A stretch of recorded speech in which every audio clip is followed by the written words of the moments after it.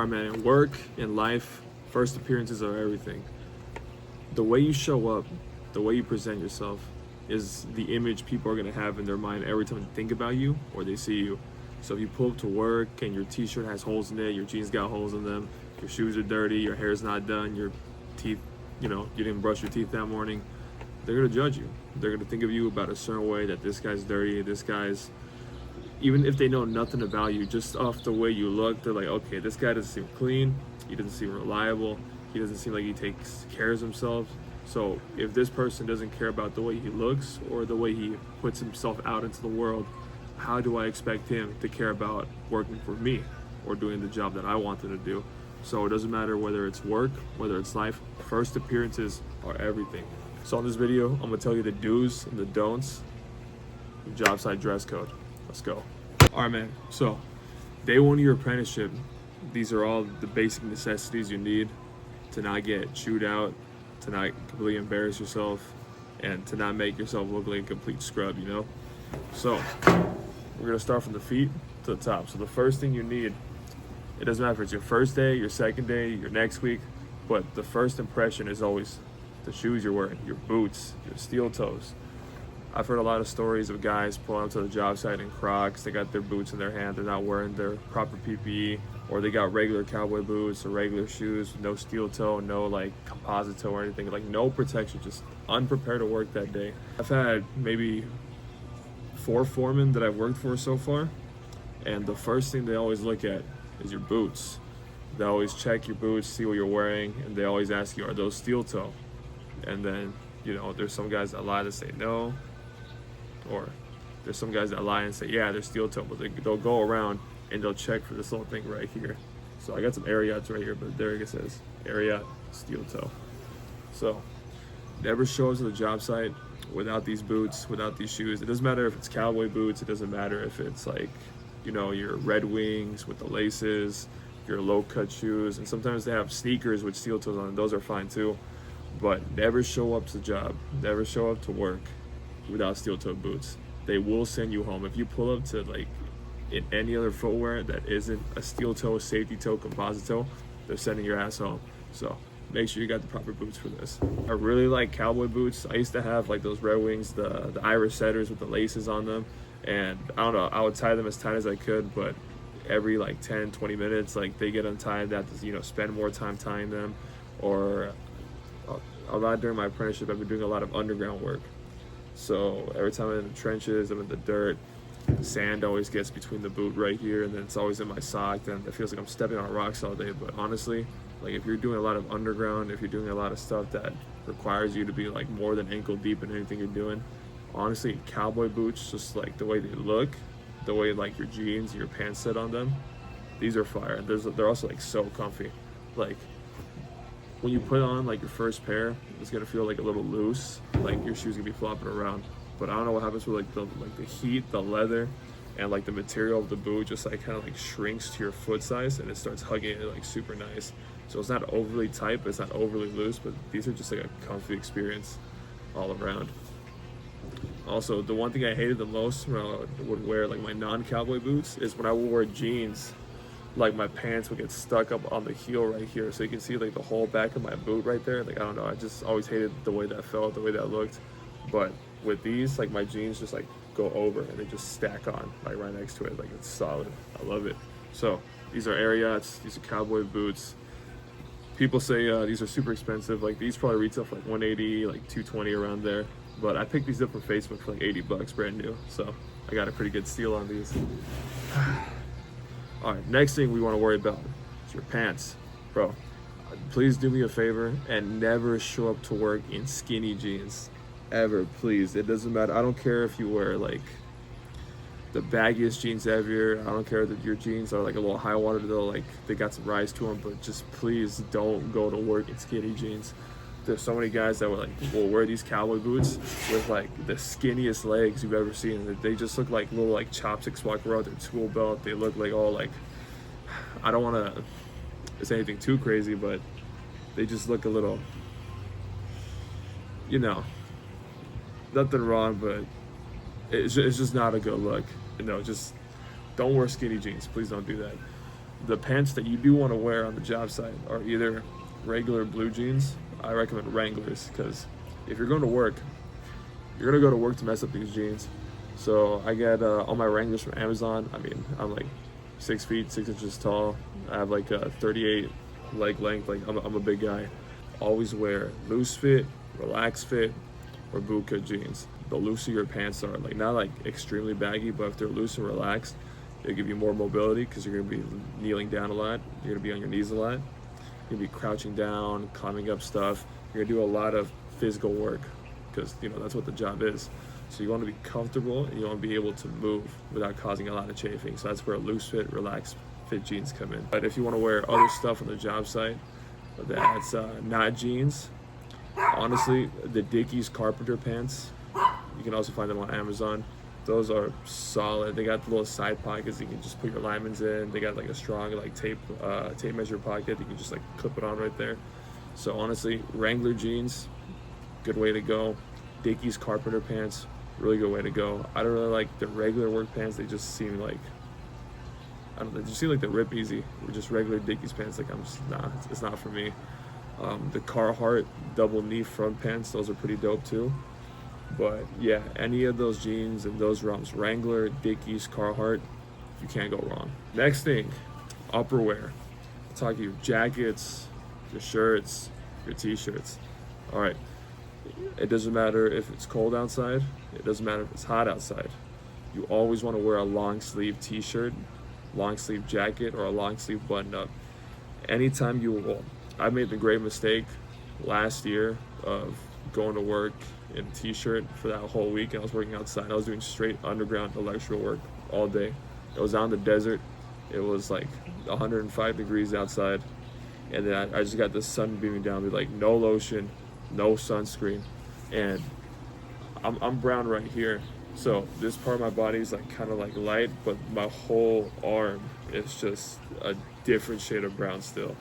And it's been almost a year since that happened, and my tan lines still haven't recovered. I've been to the beach, I've been walking around with my shirt off, I've been trying to wear like more tank tops like here at home to try to even out my tan, but I'm still burnt from the shoulder or from my arm right here down to my wrist, and my hands are a little bit lighter because like I wear gloves, but yeah, tan line right there. This is like a little light because sometimes my long sleeve covers it, but I'm like a completely different shade of brown from the arm up. And that was from a year ago. I still haven't recovered. But yeah, number one mistake, don't wear t-shirts to the job site. Wear your long sleeve. Even if it's hot outside, deal with it, bro. I'm telling you, you don't want to deal with like these sunburn marks, especially if you're out to the beach, you're taking photos. Like the sunburn, it just looks crazy. I'm telling you. Don't wear your nice long sleeves, but also you don't want to wear anything too bummy either. Like wear shirts that are designed for work. Like if you pull up to work and you're just wearing like a regular like graphic t-shirt, you get your tube on, it's gonna look a little bit out of place because everyone on the job site is wearing long sleeves. They're either wearing their high-vis long sleeves, like a light hoodie. They got jackets on, they got button-ups. I know there's some guys that they just wear the Pro Club long sleeves and they got like holes all up on the wrist and they have like holes on like the armpit hair right here. But you want to present well too, so try not to go anything like too bummy. But some good recommendations are the Wrangler long sleeve t-shirts, the Carhartt Force t-shirts, even though those have like they're like $30-$40 per shirt. I'm not trying to do all that, so pretty much what I wear is I get these jackets used right here, so it's pretty cold in the morning when I'm working, but I like these workwear jackets. Carhartt and Dickies, honestly, for a first-year apprentice, if you're just barely making money, don't go out and spend your hard-earned money on like nice jackets that are meant for work that are, you're just gonna run through. Try to get like the cheap alternative. So here's some really good recommendations for work jackets. This one I just bought on Facebook Marketplace for like $10. Fits really well. I've had it for a while now. But Red Cap makes a lot of budget like kind of replica work jackets, like the Dickies Eisenhower jacket. Red Cap makes an almost identical jacket, and honestly I think I like the Red Cap one like a lot better. I've had mine for like a while now, almost a year, and it's worn in pretty nice. They're pretty durable. You feel pretty durable in it. Solid choice. Also, I know like Levi makes a lot of just like kind of workwear jackets. Wrangler makes them a lot better. Wrangler jackets are always super solid. I got a few of them myself. Flannels, if the flannel is a coarse material, you can wear those too. Just don't wear anything just like kind of meshy, like soft cotton, because if it gets stuck on a piece of like tire wire or rebar, it's gonna rip right through it. Just get like kind of like the rough, like heavyweight, heavy duty type of stuff. So Wrangler makes good shirts. Red Cap makes really good work jackets. If you want like a good black, brown, gray, like typical like this type of work jacket, go with Red Cap to make solid ones. If you just want beater t-shirts, go with the lightweight Pro Club, lightweight Shaka. Like we're gonna work through these shirts anyways, because they're gonna be like your undershirts. They're only like $7-8 a shirt now. They went up in price, but get those. But just don't get anything like with holes in it. Don't show up to the job site with like holes in your t-shirt. Don't show up with like it dirty. There's stains everywhere, and you're like, oh, I'm gonna work in this anyway, so I'm just gonna show up looking like a bum. No, you still want to present well. So you don't have to break the bank by going all out for Carhartt. There's plenty of alternatives. I might drop links below, but yeah, long sleeves, jackets, button-ups. That's all you need. All right, headwear. Got my hard hat right here. Okay, but I didn't buy this one. I'm in the IBW, so they provide pretty much all the PPE you need. I'm not sure if like non-union companies do the same thing, but yeah, your hard hat, nothing too important. I mean, I got the one without the chin strap right here, but I like to buy like stickers, trying to kind of like accessorize my helmet. And honestly, stickers are a pretty big thing in the field that I'm in, because everyone that I work with, they all got stickers of like the old jobs they worked at. They got stickers that represent the trade they're in, like right here. Switches be tripping. Got my fiance's name, my helmet right there. Damn right, I'm a simp. Over here, I'll strip for money. I'll never strip at the club though. Stripping out there in the field. Companies I used to work for, that stuff. You know, Michael Jackson doing some underground, dig it, popping the blunt out. Hell yeah. I didn't watch the Jackson movie still. All right, so we cover footwear, we cover pants, we cover t-shirts, shirts, helmet, PPE, but the last thing that's gonna make or break you when it comes to style on the job site is the tool belt you have. So in my last video, I was saying how I embarrassed myself because I just put a bunch of just like bullshit in the bag and pulled it to the job site with everything on me. So I had like a pretty whack tool belt, and I had this little Ryobi bag. I put my pliers, I put my linemen, I put a bunch of like mixed sockets with like no adapters in here, ratchets. Like I just had so much bullshit in this bag. So when I pulled up wearing my tool belt, and I pulled up in this to my foreman, and he just face palmed, looked at me. He's like, you know what? Leave all that crap there. We can work with this. Just leave all that stuff here.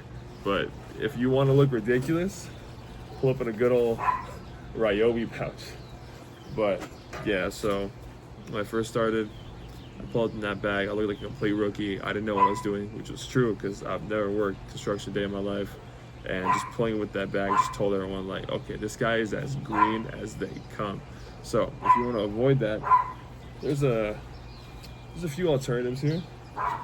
So after I upgraded from the Ryobi one, my next tool belt was this Magna Grip one. So a little bit better, you know, we got our hammer loop right there. We got some pouches in here.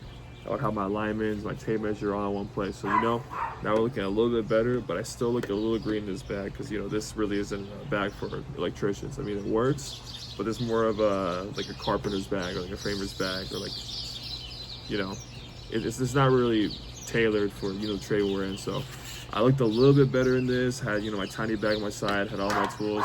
I still use this one to this day, just in case I'm doing work and I know I don't need like a lot of stuff on me.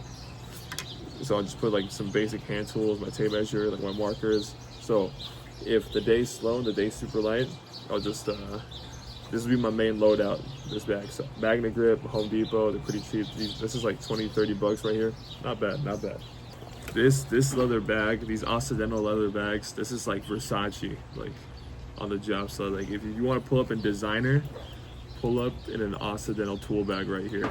So like these have like the suspenders on them, So I got the suspenders, got my tool pouch right here, got this other pouch right here. So this whole kit, if you buy this brand new, is like $400, $500 on Occidental.com. But I got my whole loadout right here: pouches, suspenders, belt. $400, $500 like a value for $200 used on Facebook Marketplace. I remember the first day I pulled up wearing this bag, like my foreman, like all the other apprentices I was working with, they're like, "Damn, bro, you got it like that? You got Occidental on you?" I'm like, "Hell yeah, I got Occidental on me." Honestly, I think the most important part of having like all this gear with you is just the way it makes you feel when you're working. Just like the way it makes you, like, it's just something about having nice gear that makes you want to work just like a little bit harder or like a little bit better, and it just improves your mood a little bit. Because if you go to work and you got like sneakers, or if you go to work, you got like sneakers on with your steel toes, you got holes in your shirt, holes in your pants, you're all dirty, like you're unkempt, you don't have a good haircut at all, you just feel like busted. But if you pull up to the job site with like a new pair of cowboy boots or a new pair of work boots, you know, they're high up, you got an Occidental bag on you, you got a nice jacket built for work, you got brand new carpenter pants, you got your pockets right there, and you just feel like professional. So I guess the whole premise of this video is just do it for yourself. Get the right gear the first day around, get the right gear. Like if you're gonna show up to work and you're just showing up like a bum just because you know you're gonna get dirty, that's not a good mindset to have. You always want to have like not the best gear, but invest money into like making your appearance look a little bit better, look professional. Have the right boots, have a good bag, have the right tools, be clean, have a good jacket, good long sleeve, good pants, and just show up to work clean and ready to go. It's like the philosophy of those guys that go to the gym. It's like, oh, why would I shower if I'm just gonna go to the gym and sweat anyways? Like that's just the worst mindset to have. Like, show up to work, ready to work, look professional, look like you know what you're doing. So that's it for this video. This is my whole job site dress code guide. If you guys want the full union tool list breakdown, send me a message on Instagram, ay.alejandro on Instagram. Text me something like, oh, I saw your video, or I saw your YouTube channel, this and that, and I'll send you the full union tool list breakdown. So on that's today's video, and follow the dirt. Let's go.